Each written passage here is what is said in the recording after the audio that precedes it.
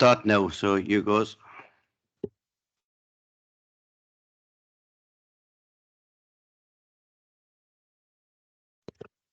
Good morning, everybody, and welcome to this meeting of Cabinet on the 20th of October. Welcome all.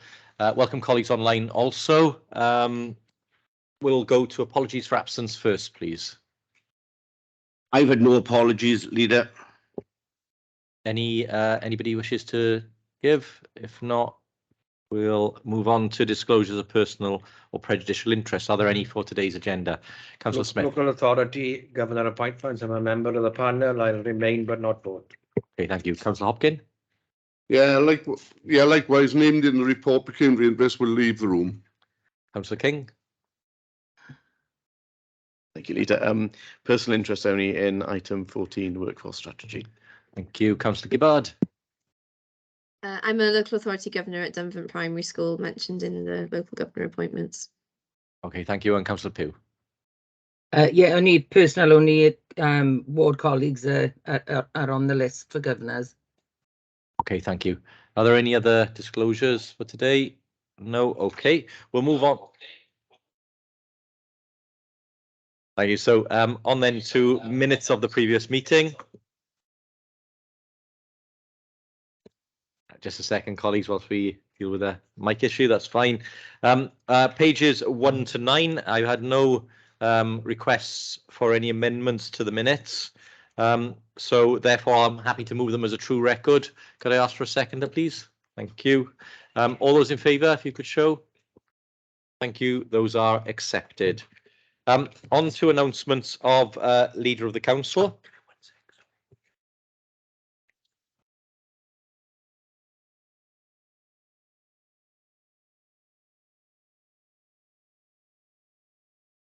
Apologies, just switching seats as the camera unfortunately isn't tracking today at the seat I was at. Anyway, on to announcements of Leader of the Council, just really to reflect on yet another dramatic day of turbulence in national government. Just for people observing, it must look absurd and indeed very scary. We are facing really critical times in terms of the cost of living crisis and the energy crisis, and families across Swansea and across the UK deserve a stable and sensible government, which they're not getting at the moment in London. That is continuing to impact local government. We are awaiting a number of key decisions from UK government, which are not being made at the present time because of the turmoil. And let's hope that the madness that we're seeing from the Tories in London is brought to an end sooner rather than later, and we get to a point where we've got sensible, reliable government that people can work with. I have to say, we are continuing, as I referenced in the previous meeting, following our discussions on finance, to try and map out what the impacts of the disastrous mini budget are for both Wales and Swansea, and that work will continue. But at the present time, the requests to UK government still remain. They have to fund the pay awards of staff and make sure that they properly fund the people who work every day in our public services. And that is essential that happens. And it's only UK government's treasury that has the firepower to deal with pay awards by providing that money either via the Welsh government or directly into services. And secondly, the energy cap. Well, the energy cap commitment, as we know, means nothing to this council. It provides no help at all currently. And the current Chancellor and the current Prime Minister, I'll use those terms given where we are, have given different commitments day in, day out in terms of what that means. But the current position as of today is that the cap doesn't extend past the 1st of March and will be reviewed after its current period. So the only conclusion we're left at the moment is our schools, our community centres, our care homes and our other essential services, which are the main users of energy in Swansea, in our authority, will face significant bills without any help from the government.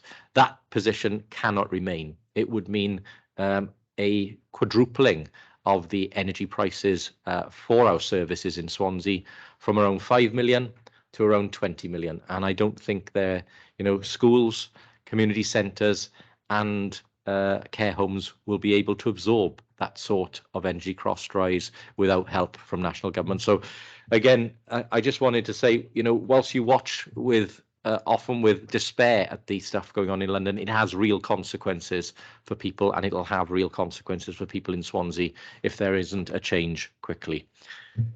Okay, colleagues, we'll go then to public question time. Item 5. Are there any questions from members of the public today? None. Thank you, Mr. Evans. On to councillor question time. Are there any councillors present who would like to ask questions in this section? None. Okay. We'll move on then to our first full item today, which is the feedback from the pre-decision scrutiny on the Oracle project investment update. I'll call in the chair of that committee, Councillor Peter Black. Peter, over to you. Yeah, thank you, Leader. Thank you for giving me the time to give that feedback to Cabinet. A letter has been circulated to you, so I'll just go through the 4 main points of the feedback just for the record, so the Cabinet are aware of the committee's concerns. The committee does have some concerns about the increase in the overall project costs. Given the potential for further costs, particularly chargeable changes, the council will, for example, need to ensure its review of licences prior to audit is accurate to avoid additional costs. We have concern about the possibility of a further overrun in project implementation, which would mean not being able to meet the proposed go-live date of the 1st of April 2023. Support for the existing Oracle system will finally end in June 2023. Therefore, there is very little room for slippage. We believe there is some doubt whether the Welsh Government will cover the £6.1 million reported as additional costs due to the pandemic, and if and when this will be considered. We understand that to date they've refused to meet additional ICT costs incurred as a result of COVID, though obviously we are in favour of you arguing robustly with the Welsh Government for that money to be given to the council if that is at all possible.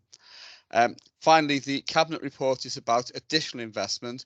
The committee would like a report following implementation of the new system, which provides clarity on total project cost, so that the public have a clearer understanding of the costs and benefits of the project to explain the spending of over £10 million.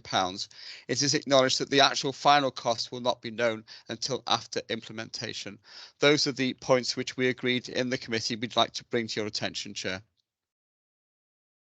Thank you, Councillor Black. I'll bring Councillor Lewis in a second, but can I first just thank you and the committee for the work on this, and again just to reflect on part of the conversation we had at scrutiny. It is not an excuse. The COVID impacts that have been seen as a result of the pandemic. Apologies, Councillor Black, we're having some mic issues.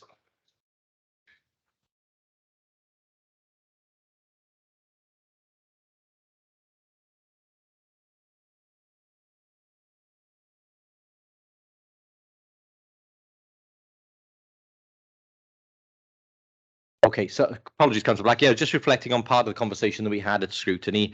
It's noted, I'm sure, by the committee that obviously this was a once in 100-year event, and that the circumstances that we were in were completely unique.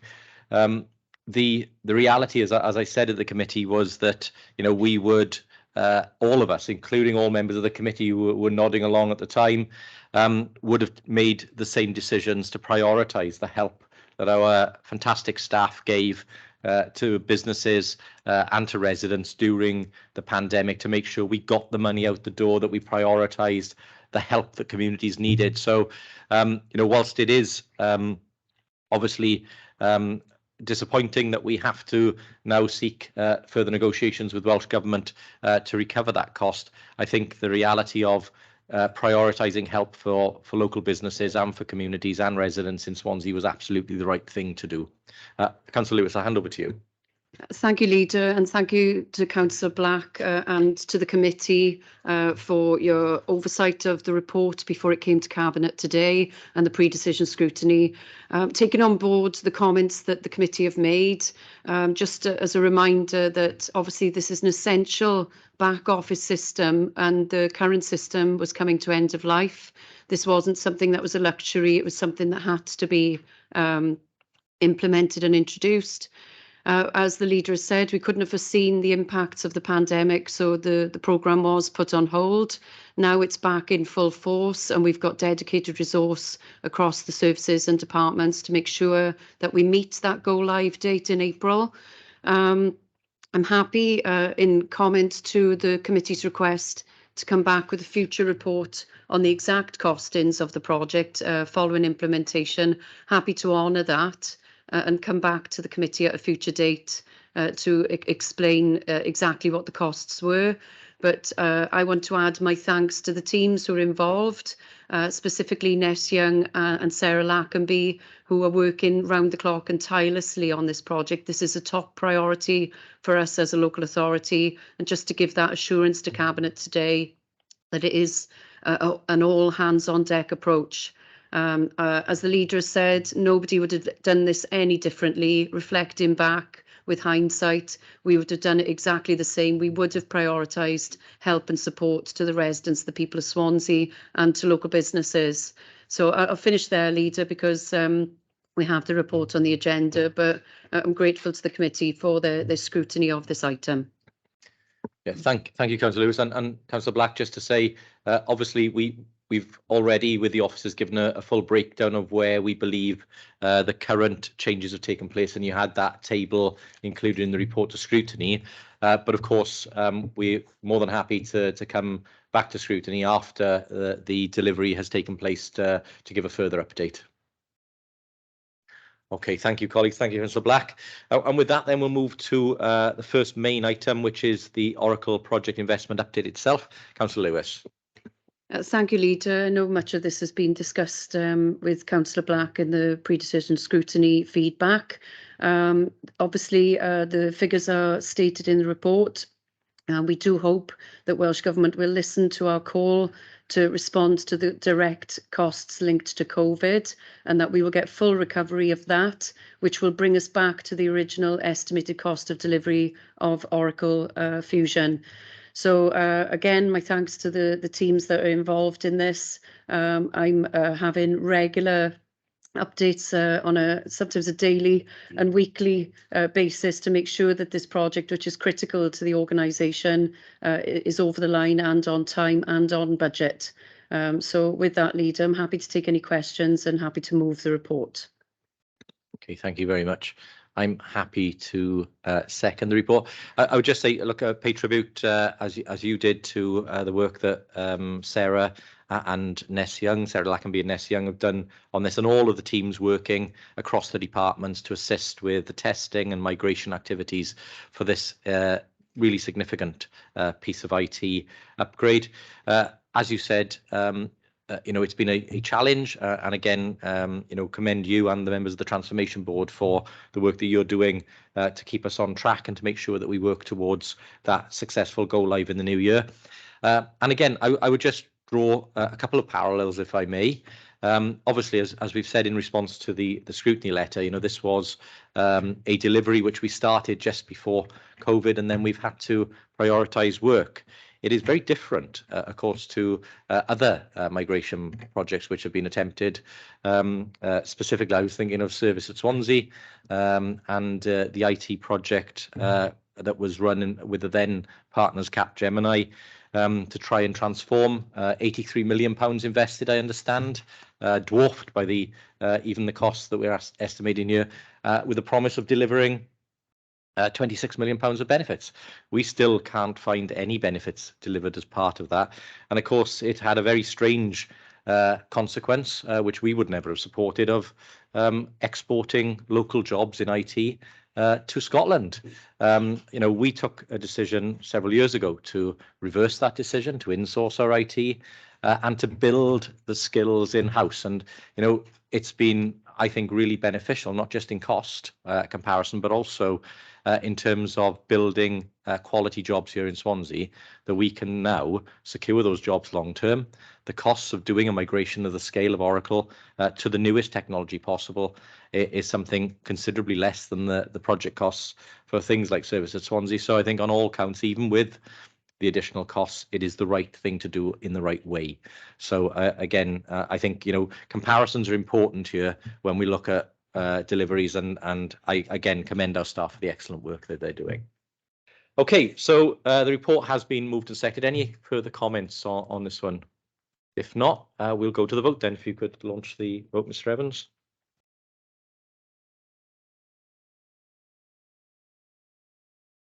So here it comes. Apologies. The vote has been launched.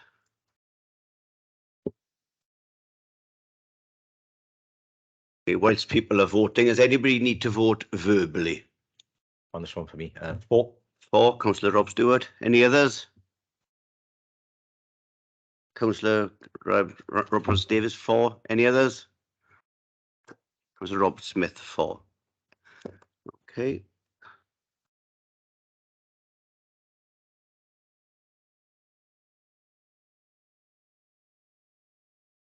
Okay, that's unanimous 4. Thank you, Leader. Thank you very much, colleagues. Okay, next item is local authority governor appointments. We just wait because we've got a couple of members with declarations.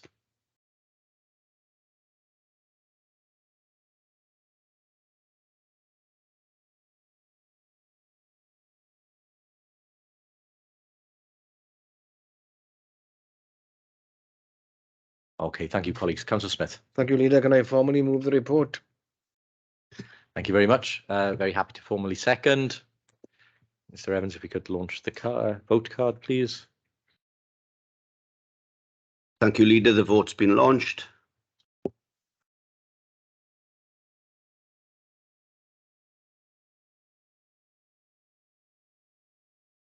And that's unanimous 4, Leader. Okay, thank you, colleagues. If we could call Councillor Hopkin back in.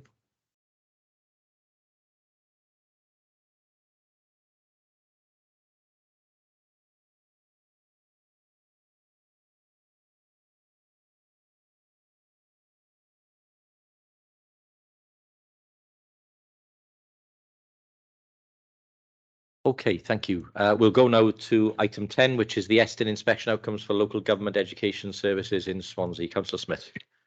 Yes, thank you, Leader. And I think that this has been reported to other venues. I think it's the first time it's come to Cabinet. And can I thank everyone and congratulate everyone, be they staff and councillors who were involved in the Eston inspection, for their assistance. And I think we had a very thorough evaluation of what we do. Reading the report, I think it's an endorsement of the general direction of travel of the education services in Swansea, our policy direction, the support we're providing the schools, and don't forget the breadth of the services that are provided by this council and others. We're working in partnership with partner areas and so on to enable our schools to achieve the high standards which they're achieving. There are recommendations there which again are in line with the general direction of policy which we'd established as an administration for the council, and I look forward to taking those forward. I think it's overall a very good report. We don't have the conclusions about authorities as Eston used to do, but I think it is a positive outcome for us as a council. So thank you. Okay, thank you, Councillor Smith, and I'm very happy to second the report. As you say, I think you played this one down a little bit. I think it's an outstanding report, and we should be very proud. And all of our staff, our teachers, and everybody who's contributed to continuing to improve education in Swansea should be very proud. And again, I pay tribute to you and the work that you've done, Councillor Smith, to continue the work, as you say, that is a journey that's been going on for many years. And it's not just the educational outcomes that are improving and the standards of education, but it's also the investment that's going in. We've had record investment in our schools estate. We continue to move up the league in terms of funders in Wales. I was quite interested actually, because I was sent a leaflet from one of our opposition parties, the Liberal Democrats, who are running a campaign, it appears, to ask us to increase the amount of education spend, criticising us for not being top of the league in Wales. It is interesting because we've actually improved from the Lib Dems position, where of course members will remember that they removed money from education and to take it into children's services at the time, because children's services were in special measures, and we've improved our national standing and funding position compared to what we inherited. So again, comparisons are always important, I think, and I absolutely would want to be in the position we're in education rather than the position we inherited. So again, well done on a more serious note to all of our teachers, staff and everybody involved in getting us to this point. Anybody else wish to comment on this item? Councillor Lewis. Yeah, can I just commend the cabinet member and everybody involved, having been one of the people chosen to give evidence. So it was a really positive process, and we're obviously in that room with other members from other governing bodies, and it came through during the sessions surely that I was involved in, how positive people are seeing our education and our governing bodies and the challenge that they bring. So really pleased to see this report here today, and thank you to the cabinet member for bringing it. Fully agree with that. Okay, the report has been moved and seconded, so if we could launch the vote, please. Thank you, Leader. The vote is in front of you all. Does anybody need to vote verbally?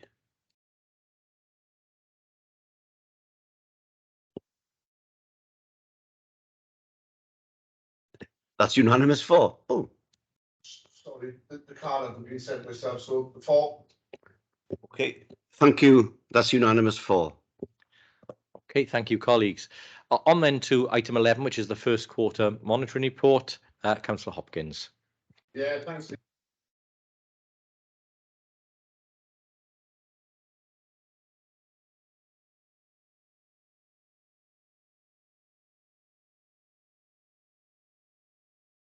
Sorry, I can't hear anything online. Sorry, Councillor Hopkins. Yeah, sorry. If I could start again.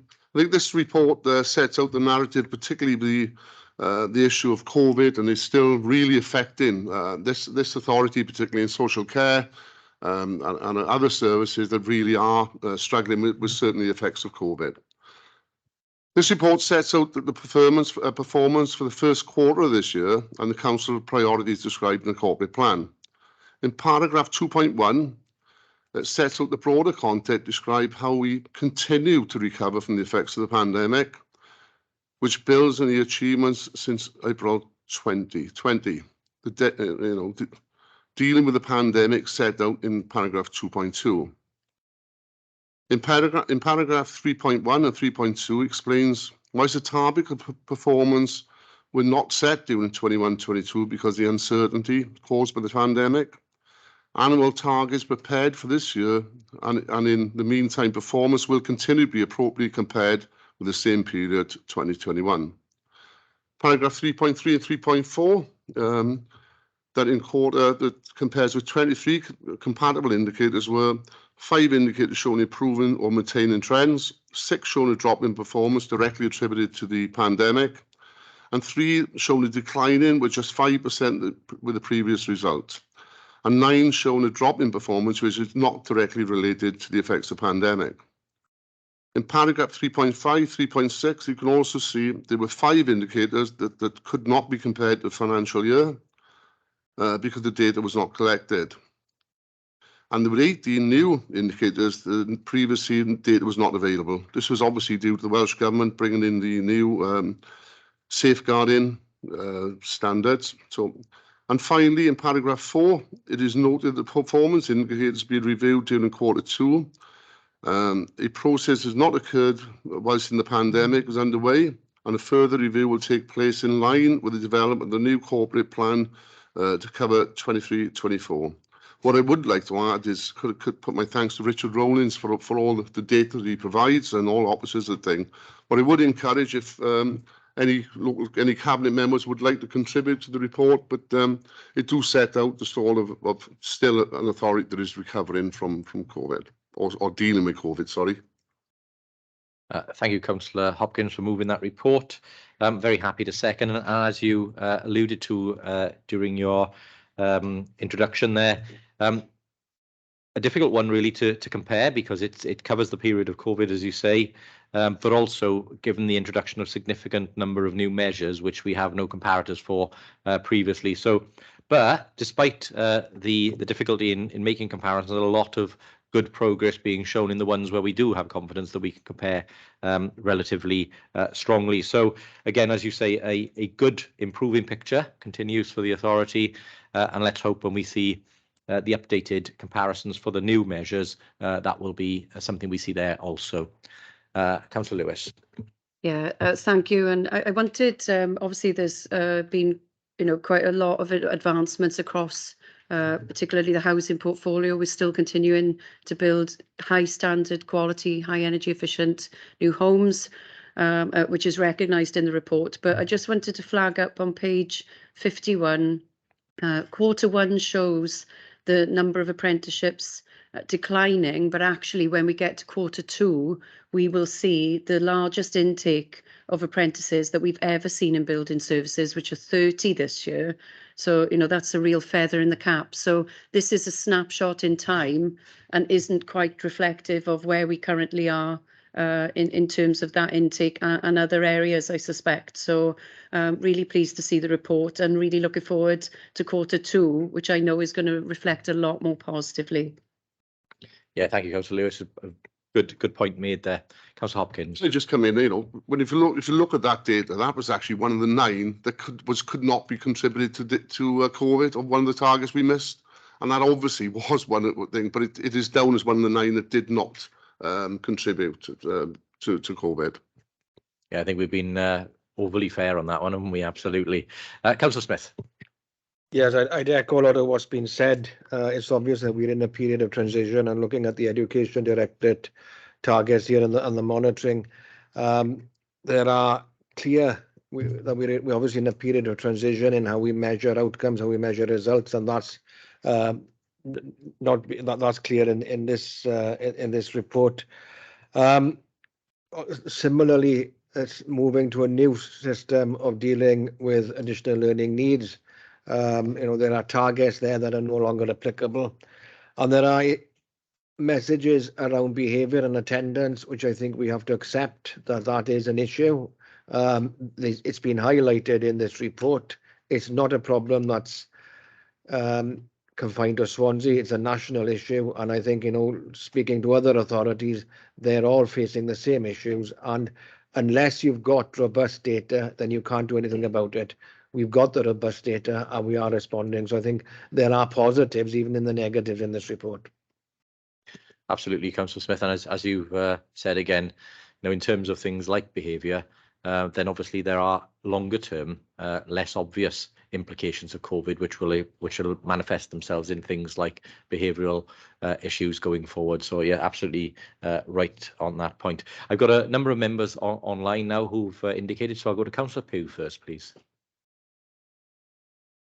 Yeah, thank you, Leader. And there's lots in this report, and as people have rightly said, it was in hard times, in real crisis times, and everybody had to work differently, and you can see some things improving. Yes, there's some things declining, but the reality of it is we had to deliver differently. And even if you take small snapshots like the employability, housing, all the sort of services that were frontline out there, you couldn't work in the same way. If you take our mentoring with the employability, you would normally be face to face, lots and lots of support. Everything had to be done differently, delivered differently. Everything takes longer. Welfare rights the same. Everybody's had to find different ways of working to be able to support people. So I for me, I think this is excellent, and it shows how hard our staff worked in partnership with everybody to be able to get through the crisis. So for me, I'm really pleased with the report, and I thank everybody. Thank you, Councillor Pugh. Councillor Gibbard. Oh, thank you very much. I'll keep it brief as I'm coughing and spluttering a lot this morning.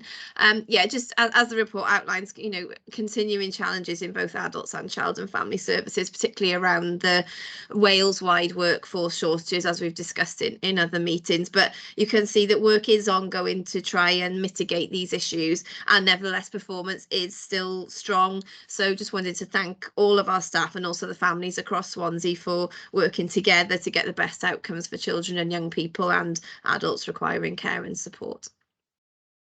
Yeah, thank you, Councillor Gibbard. And again, another example of the fact that COVID impacts didn't end when the restrictions came off. They're still with us. They're compounded by the cost of living impacts and the implications of the deal on Brexit, which is, as you quite rightly alluded to, they're causing real difficulties in recruiting staff in core services like care. So thank you, Councillor Gibbard. Councillor Stevens. Yeah, thank you, Leader. And yeah, thanks, Councillor Hopkins, for bringing this report. And please pass my thanks to Richard and the team. I certainly welcome the performance indicator under nature and climate change, and quite rightly, waste management has an extremely important role to play in our net zero targets by 2030 and respectively 2050. In fact, in the PIs, you'll see the recycling rate of over 68%, which I believe actually puts us in the top quartile for recycling rates across Wales, with hopefully a further increase on that next quarter. I just wanted to pay my thanks to all the outstanding staff and officers in waste management, particularly Matt Perkins and Chris Howell, for the increase in performance. And given this is looking back, it'd be remiss of me not to mention the years of excellent work put in by my predecessor, former Councillor Mark Thomas. So working alongside Councillor Anderson, we'll certainly be looking to continue that great work going forward. So I'm happy to support the report. Yep, thank you for that, Councillor Stevens. And obviously, we all concur with your comments there about Councillor Thomas.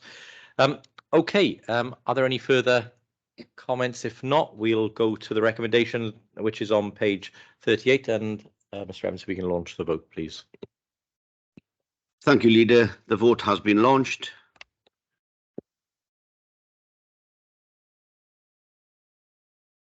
Does anybody need to vote verbally? Councillor Hopkins. For. Any others?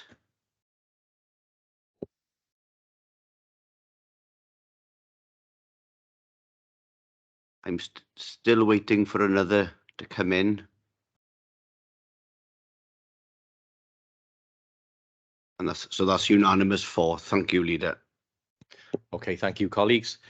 On to the next item, which is the proposed renewed extended lease of the Dylan Thomas Theatre. This is a joint report from Councillor King and Councillor Hopkins. Who wishes to go first? Councillor King. Yeah, thank you, Leader. Very pleased to be bringing this report jointly with Councillor Hopkins.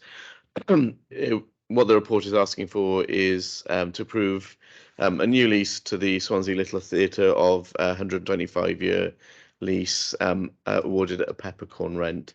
I think the report outlines, some of the great work that's been happening at the Dylan Thomas Theatre since it's been operated by the Swansea Little Theatre since 1979.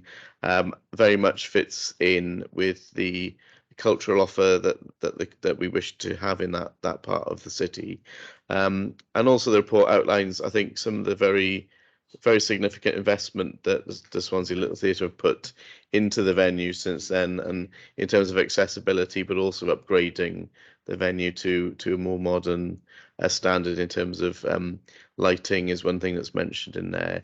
The report also outlines some of the considerations around the fact that property hasn't been put on the open market, but I think given the current climate, I think we would struggle to find someone to run it so successfully as has been done. I think that's satisfied there in the considerations in the report. So I think this presents us with a really good opportunity, and obviously the extended lease will really help the Swansea Little Theatre to apply for grants that often require that length of lease to be in place in order to be successful as part of their vision for the future of the venue. So I'm very happy to move the report. Thank you, Councillor King. Councillor Hopkins. Nothing to add other than probably my department's only an enabling role with the work that's carried out by our culture department, and what I would endorse the need for this, particularly the 125-year lease in lieu of all the grant aid that would necessarily require that lease. So more than happy to support and second the report. Yeah, thank you both. Okay, colleagues, if there are any questions or comments? No? Okay, you've got the two recommendations there on page 83. And Mr. Evans, if you could launch the vote. Thank you, Leader. The vote's been launched. Councillor Hopkins, how do you wish to vote? For. That's a 4. Any others wishing to vote verbally?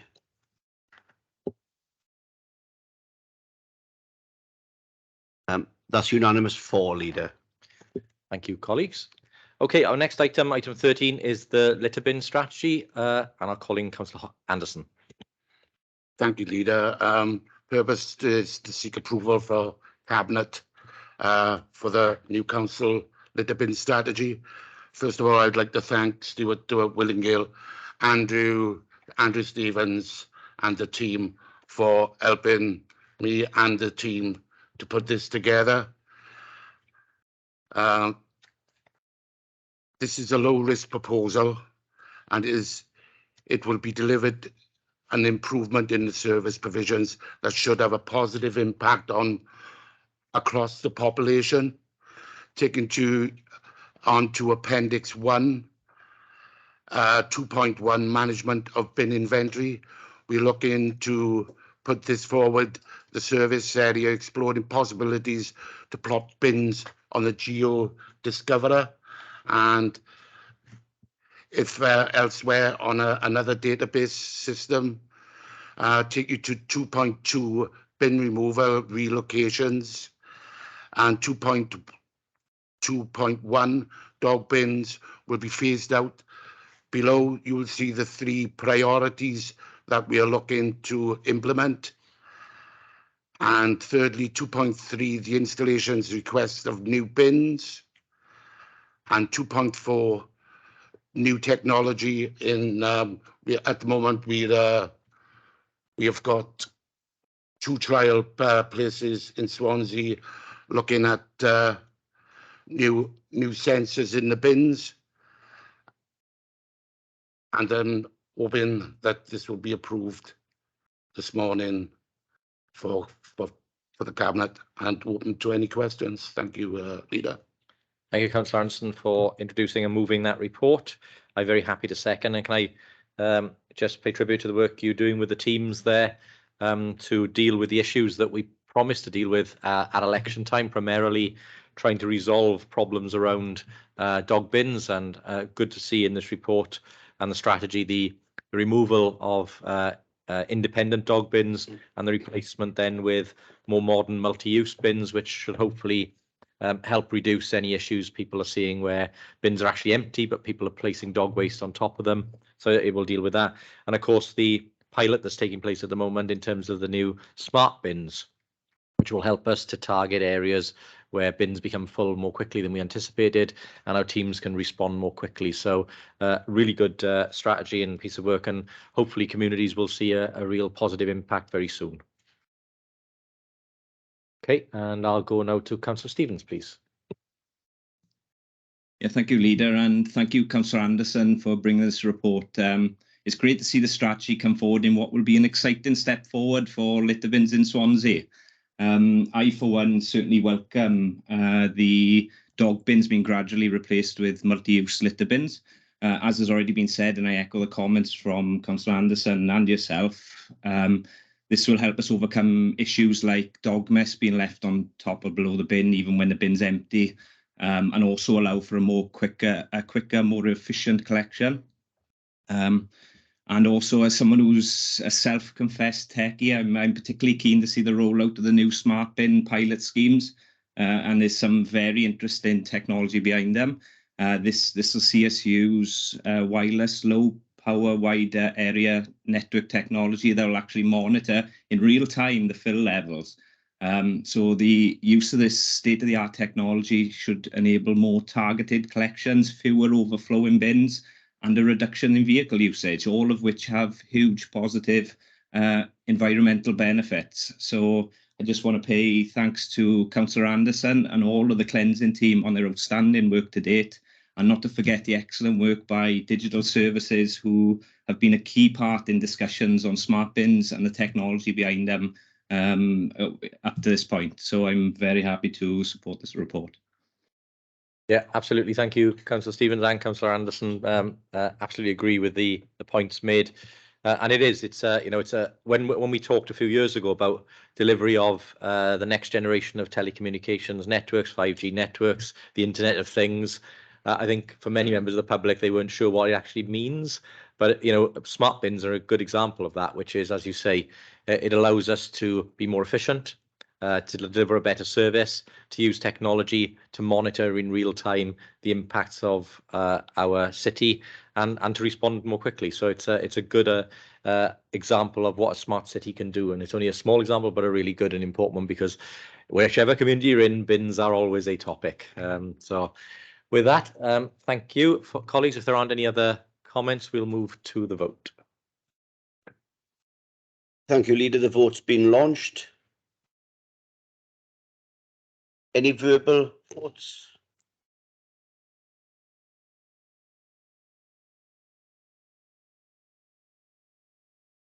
That's unanimous for, Leader. Okay, thank you, colleagues. Our next item is the Workforce Strategy 22 to 27. Councillor Hopkins. Yeah, thanks, Leader. The purpose of this workforce strategy is to help deliver the council's corporate plan to invest in our greatest asset, our workforce. There's no doubt. They've showed that throughout this pandemic, the work that they've carried out right across the authority. So for me, I'm pleased to bring this today. The main thread or the main themes of the report looks at things like leadership management, workforce fit for the future, being an employer of choice. I think that is a crucial thing, particularly with retention and workforce well-being and inclusion. What I would say is a fantastic amount of work on behind the scenes with Adrian Chard. I would certainly like to congratulate him for the work that he's done. This report, or this strategy has gone through many processes till now, where we've gone through scrutiny, JCC, audit, fantastic response from our trade union movement, and a workforce alone. So this is something we need to deliver, in my opinion, post-pandemic, to deliver a workforce fit for the future. Got no other comments on the report other than to thank officers who's brought that before us today and the considerable amount of work that's gone on. And I would like to thank Councillor Cyril Anderson for his work in his previous, when he was on the scrutiny panel looking at this, and their contribution to it, bringing it here today. So more than happy to move this report. Thank you, Councillor Hopkins, and I'm very happy to second and again pay tribute to the work that you've done in leading and bringing this report here today. I think you're absolutely right. It can't be a document that just sits on the shelf. It's one that has to be embedded and will make a real difference to the workforce across the council. So absolutely well done on that. So open it up. Any questions or comments from Cabinet members? Councillor King. Yeah, thank you, Leader. Really want to thank the Cabinet member for bringing this report, particularly welcoming Strand 9 around equality in the workplace, and the setting up of a workforce equalities group, which I think is going to be really great to embed some of that key work, particularly around how we collect data on protected characteristics to better understand our staff, but also I think tackle some of the challenges around actually collecting that information. But also really pleased to see mention around looking at the Welsh Government's Race Equality Action Plan and the forthcoming LGBTQ+ Action Plan, which are key landmark policies of Welsh Government. I think really embed what we want to achieve as a city. So really pleased to see that in the report. Thank you. Thank you, Councillor King. Are there any other comments or questions? If not, Mr. Evans, if we can launch the vote. Yeah, I've got two recommendations there on page 105, I believe. Yep. Okay, the vote has been launched, Leader.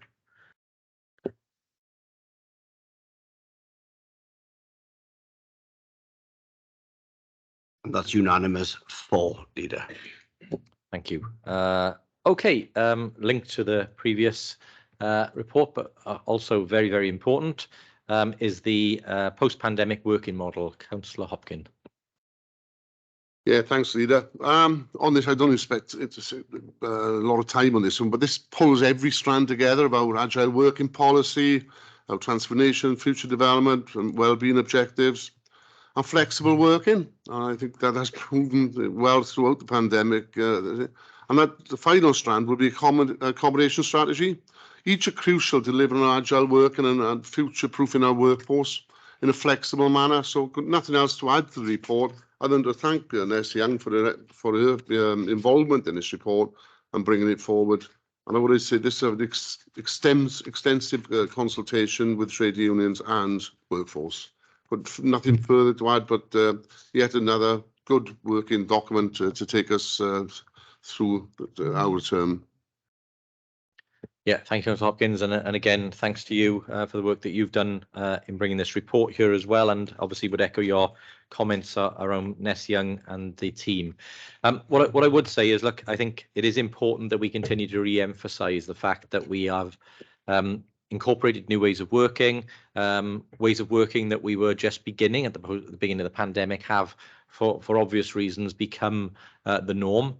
But we are not a home working organisation. That is a very different position. What we are is an agile organisation that is flexible and supports staff to have flexible arrangements in how we deliver services. And we always, of course, try to balance business need with the needs of our staff.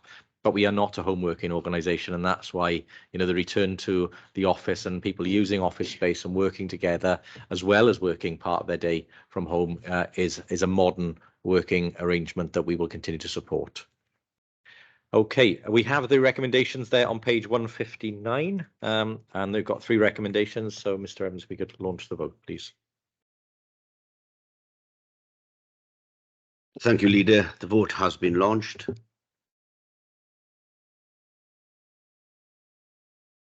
Does anybody need to vote verbally? That's unanimous for, Leader. Thank you very much. Thank you, colleagues. Okay, our next item is item 16, which is the Swansea Bay City Deal Life Sciences Wellbeing and Sports Campuses business case. As colleagues will know, our City Deal is the only deal in Wales where all 9 projects are in delivery and where all of the funding we've been successful in securing from both the UK and Welsh governments has been allocated to those projects. No other deal in Wales can match that record. One of the key projects is the Life Sciences Wellbeing and Sports Campuses. We've had to do some further work on the business cases around that to make sure that the funding arrangements are correct and appropriate. We have now achieved that. This will allow our partners in the universities and the health boards to work to deliver the campuses project phase 1. Campuses project phase 1 will obviously make a significant impact with investment of 15 million plus in our local economy with developments at Singleton and elsewhere. But it also enables phase 2, which is a far more dramatic impact in terms of potential for the establishment of a sports excellence academy, sports science technology base in Swansea, and the delivery of potentially of an international sports village. So the ambitions that we have, obviously, to make Swansea the UK's leading city of sport will be well served by the delivery of not just phase 1 but phase 2 of this project. And I know Swansea University and Swansea University Health Board are very committed to the delivery of this project. So with that, happy to move the report. Can I ask for a seconder, please? Happy second, Leader. And I think it is really important, this wellness centre, and forwarding the delivery of the deal that you pulled off for the region. And I acknowledge the work that you've done regionally to make sure that all these projects are being delivered and being delivered on time. But the sports village, I've always hoped that Swansea University and Swansea in itself becomes the Loughborough of Wales, where people that want to take up an academic qualifications but also follow their athletic qualifications can do that in Wales and especially in Swansea. As you say, we are the leading sports city in Wales, in my opinion. And on Sunday, I suppose, when Swansea played Cardiff, that will be acknowledged once again. But on a serious note, it is extremely important to the people of Swansea to have these facilities and improve upon them on a regular basis. Thank you, Leader. Thank you, Councillor Francis Davis. It was remiss of me as well not to thank the Chief Executive and Debbie Smith from HR, who've done a huge amount of work to ensure that the technical details on the report are all absolutely right and that absolutely protected, but also that we facilitate the necessary funding arrangements to help delivery of the deal with our partners. So again, absolutely thankful for the work done. Okay, are there any other comments or questions on this report? If not, Mr. Evans, if we could launch the... Thank you. The vote has been launched.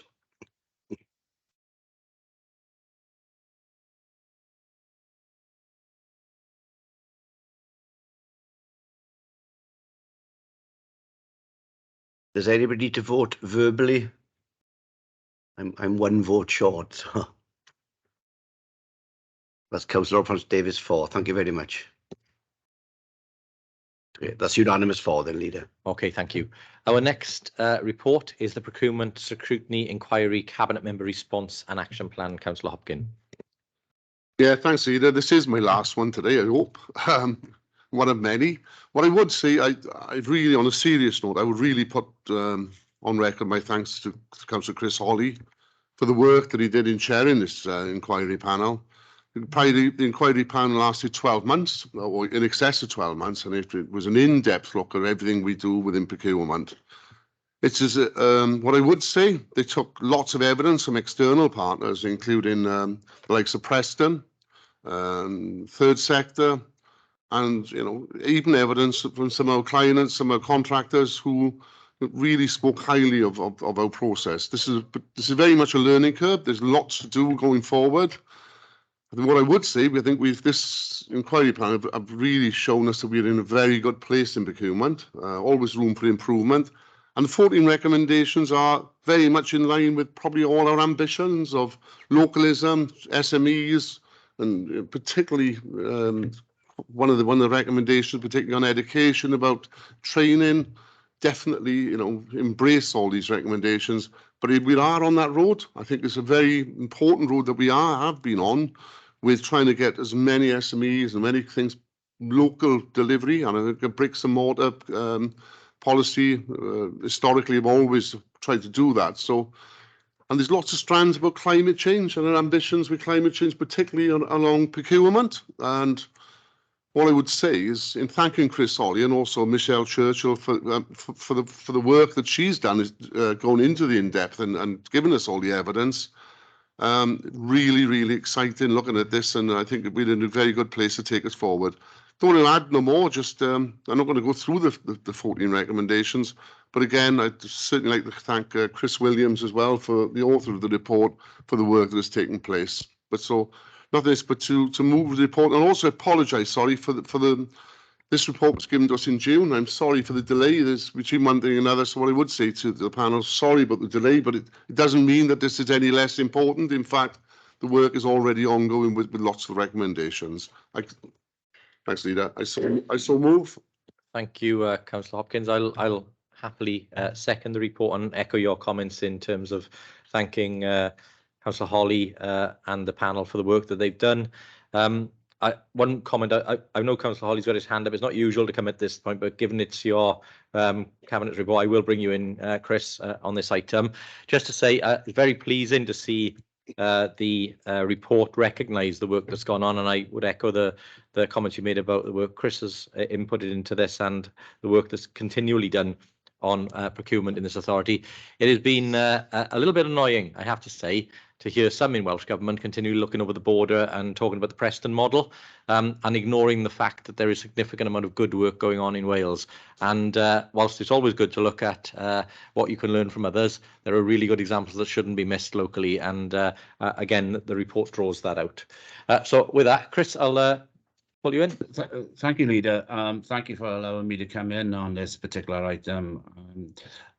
sorry about the late arrival as well. The fact is, I'd like to thank everyone involved in the panel, but especially Chris Williams for his work in doing this. And you are right, you know, we think that other people are better than us. They're not. As a matter of fact, I would like to go on record by saying we've talked to many people, not just the ones mentioned in the document. There were other people as well. And we've come to the conclusion that we are going on the right road, and we've got some really good processes in train. I'd like to thank everyone involved, and it's pleasing to see that every one of those recommendations has got approval from the Cabinet. So thank you very much for allowing me back in. No problem. Thank you, Councillor Holly. Very welcome. Okay, can I just check, is this one for adoption? Yeah, okay, if we could launch the vote. The vote has been launched, Leader.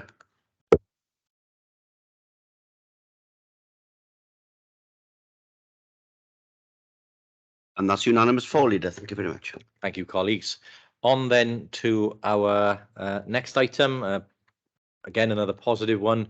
Over to Councillor Smith for the snaply titled Capital Programme Authorisation for the Remodelling of the Hard-Standing Area and Installation of the 2G pitch at Llandepondydilys Comprehensive School. Thank you. Yes, it's got a snappy title, and it's good to see that we are delivering this facility for Pontyddulys and for the children of Pontyddulys and for the wider community in the Bont. And it's good to see this council delivering on this commitment and on the pledge that was given. So it's given me great pleasure to move this report, and I'm sure the people of Pontyddulys will be delighted, whatever the title.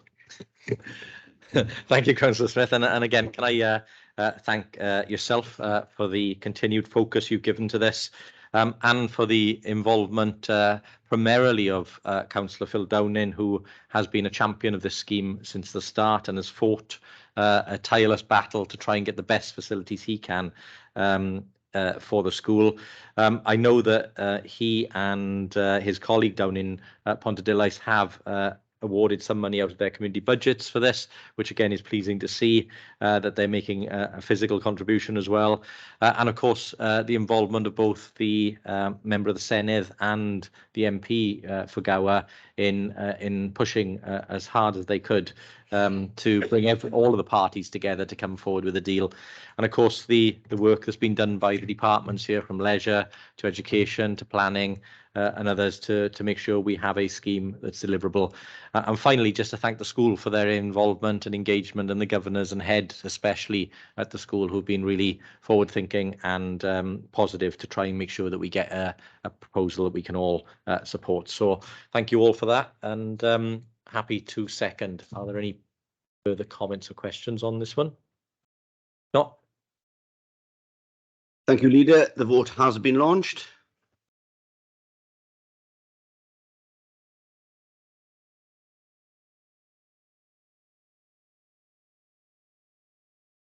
Are there any verbal votes to be cast? And one vote short. That's Councillor Francis Davies for. So that's unanimous for. Thank you. Okay, so we come to our final item today, which is the Regional Education Consortium budget for Partneriaeth 22-23. And for those not familiar, Partneriaeth is the successor organisation to ERW, the Regional Education Consortium. So, Councillor Smith. Yes, a bit more snappy in terms of title. The members will be aware that Partneriaeth has now replaced the former entity of ERW, and I think looking at the strategies moving forward that were agreed last week, it's likely that this new organisation will be a lot closer attuned to our needs as a council, and that the partnership with Pembrokeshire and Carmarthenshire will help us fulfil what we want to achieve here in Swansea. This report outlines the budget that's required to enable this to happen for the 22-23. What I would say, of course, is that we'll always be looking at the Partneriaeth funding and keeping a close eye on it to ensure that we are getting value for money from this partnership, as we did from its predecessor, Aero. So with those words of introduction, I would formally move the report, Leader. Thank you, Councillor Smith. You have recommendations there on page 28. Sorry, I formally second. You have recommendations there on page 282, one recommendation. If we can go to the vote, Mr. Evans, please. Thank you, Leader. The vote has been launched.